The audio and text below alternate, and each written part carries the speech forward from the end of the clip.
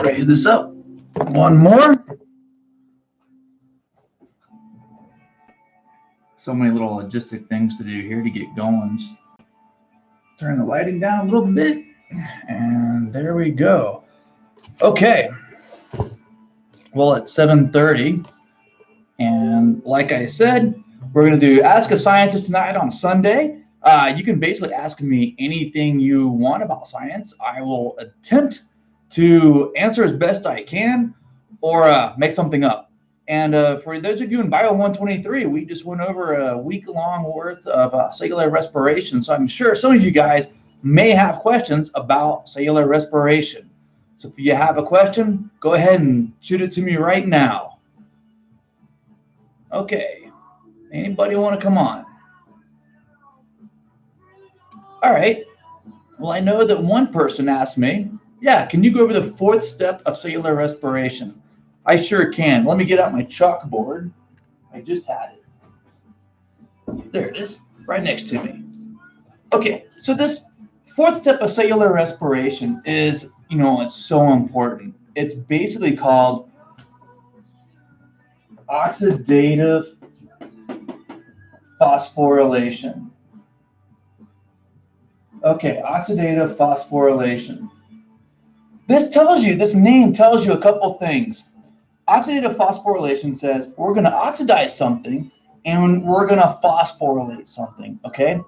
So there are 4 stages of cellular respiration. There's glycolysis, there's pyruvate oxidation, and then there's the Krebs cycle. And what those first 3 cycles do, those first 3 steps, what they're doing is they're taking all of the potential energy that's stored in a carbohydrate or a other organic molecule, and we're going to make a couple ATPs through substrate level phosphorylation, but we're also going to transfer those high energy electrons to what's called NADH, and we're going to have 10 of them, and 2 FADH2s.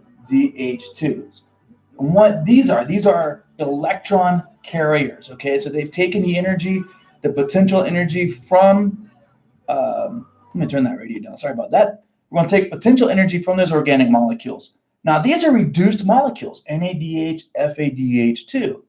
So oxidative phosphorylation says, well, we're going to oxidize something.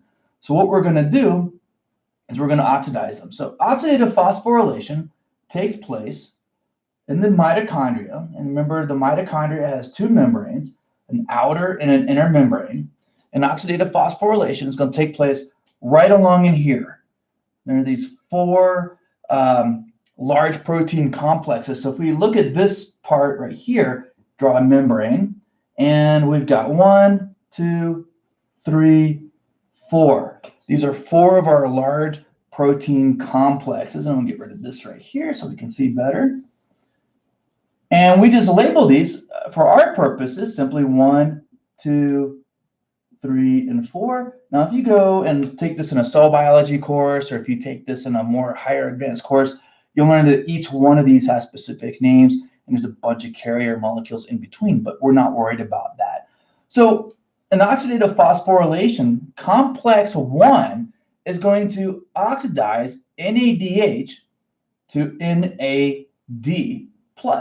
So it's going to pull these electrons away from it, hence oxidation. It's losing electrons. Now, these electrons have energy. Think electrons, electricity, energy.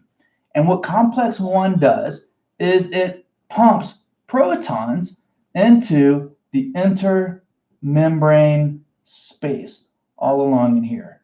Okay, complex 2, what it does, it's going to oxidize FAD. Now, complex 2 is not a electron carrier, a proton pump, but it does oxidize FADH2 to FAD, and it gains those electrons.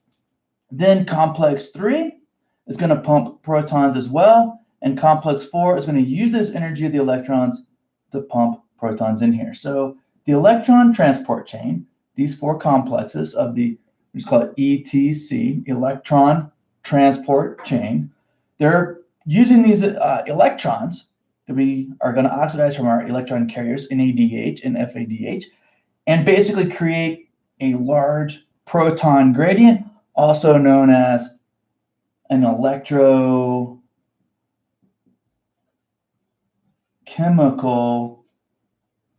gradient.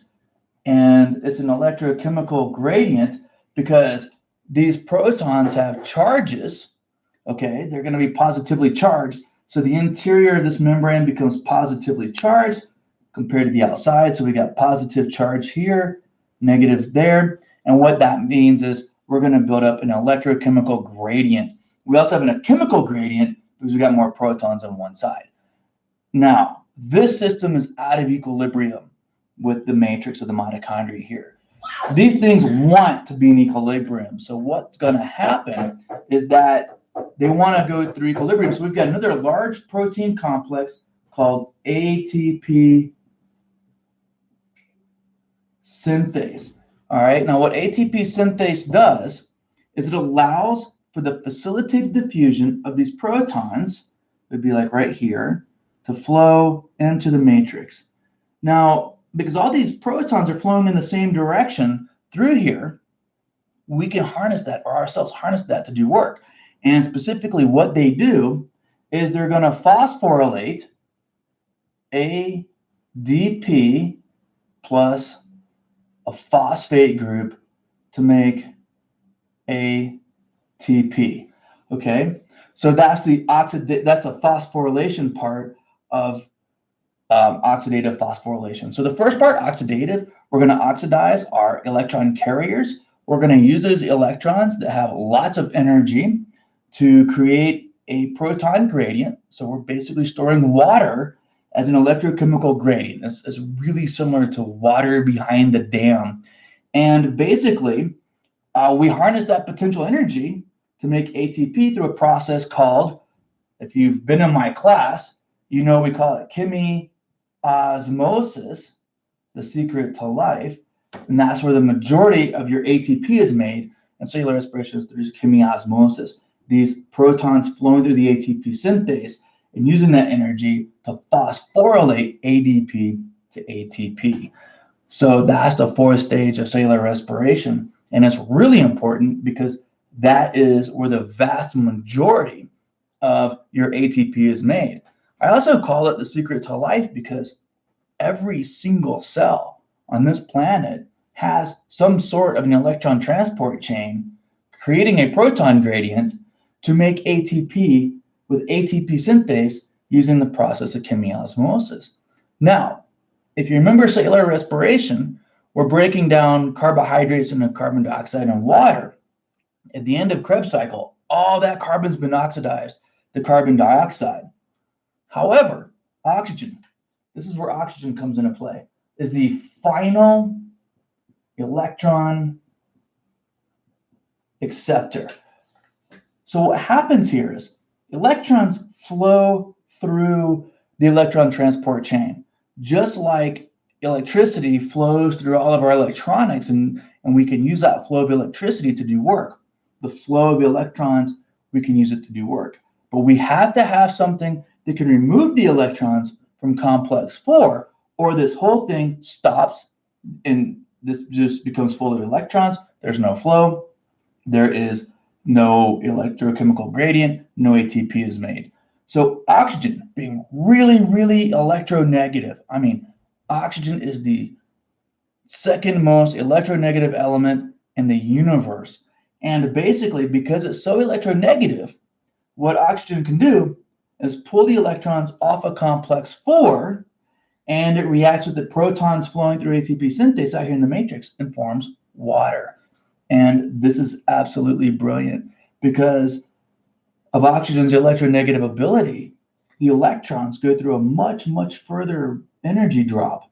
And because they drop so much further in energy, you can just squeeze all the energy out of them, creating a much larger proton gradient here, which means you can make more ATP for every molecule of glucose you begin with.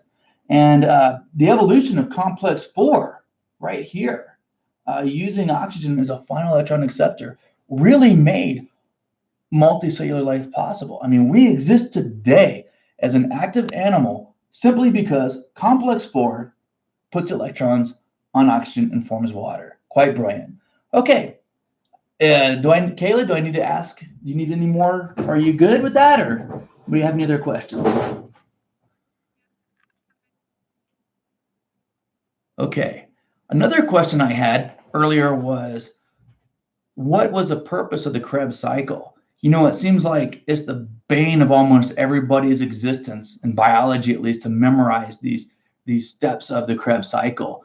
And the reality of the Krebs cycle, what it does is it strips electrons and hydrogens from organic molecules and transferred those to our electron carriers, NADH and FADH2. And we use those for oxidative phosphorylation. So that's the overall purpose of the Krebs cycle.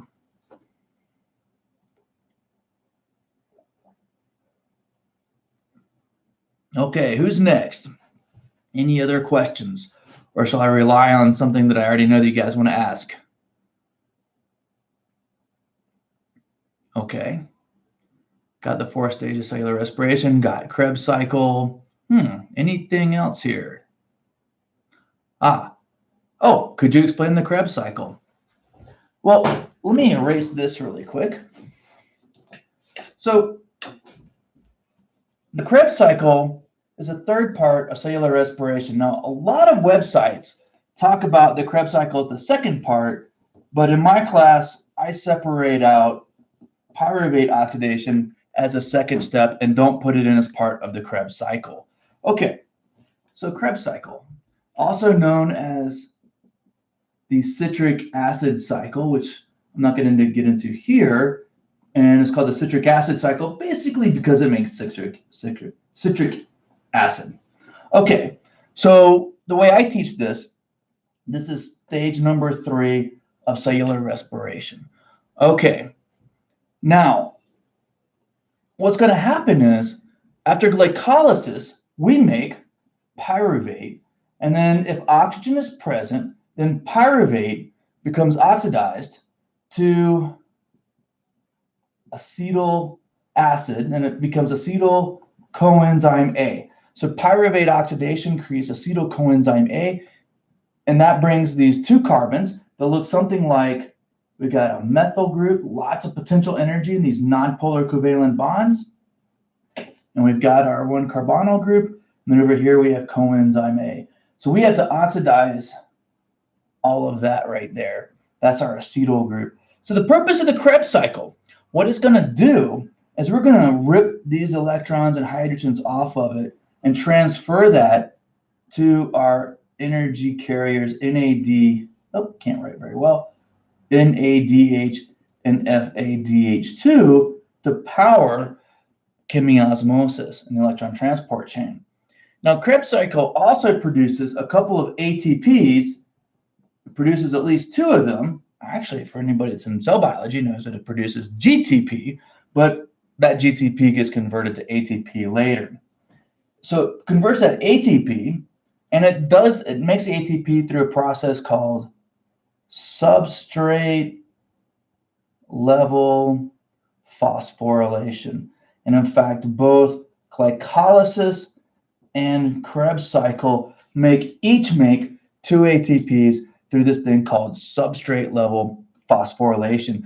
Basically, what it's doing is it's using an enzyme to do an anabolic reaction, and it's also an endergonic reaction because it requires energy.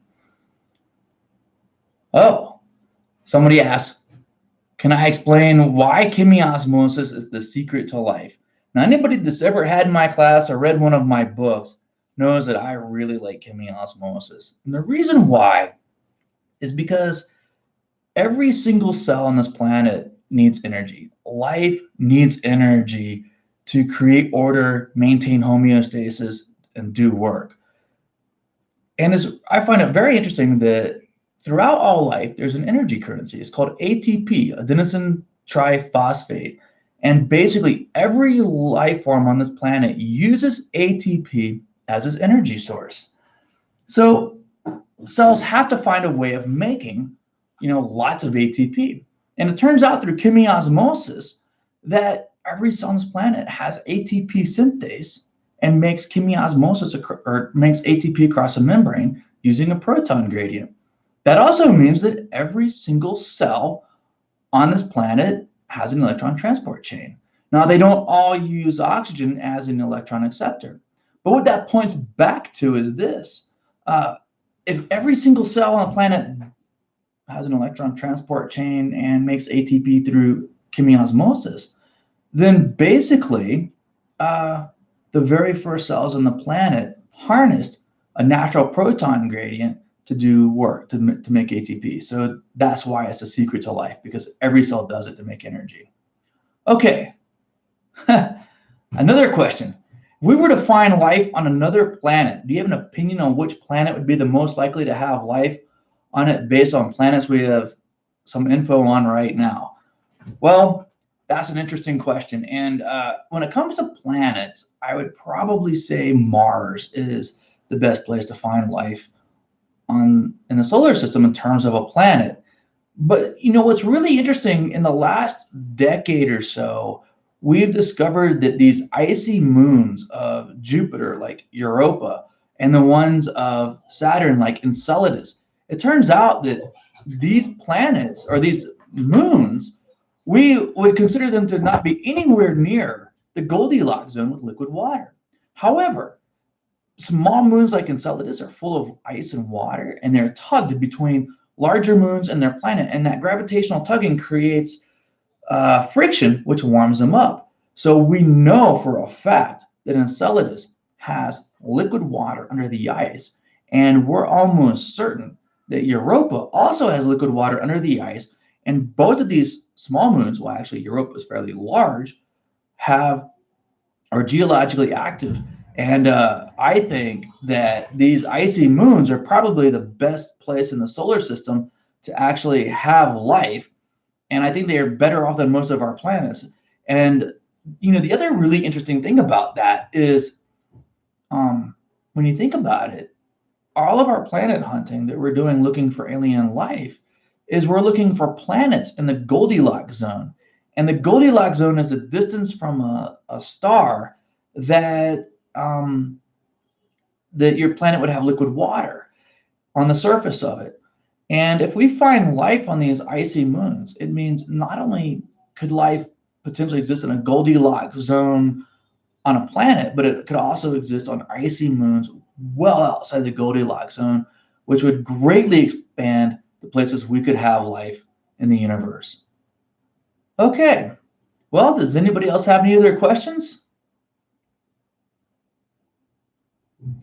Okay, well, it's been fun. I'll be in class. I'll see everybody on Monday. And if you enjoyed this, let me know. And we can definitely do this again on another night. I enjoyed doing this. Maybe we'll make this a regular thing where we do a SciCast Sunday. Ask a Scientist on Sunday night about any question you want. All right. Thank you.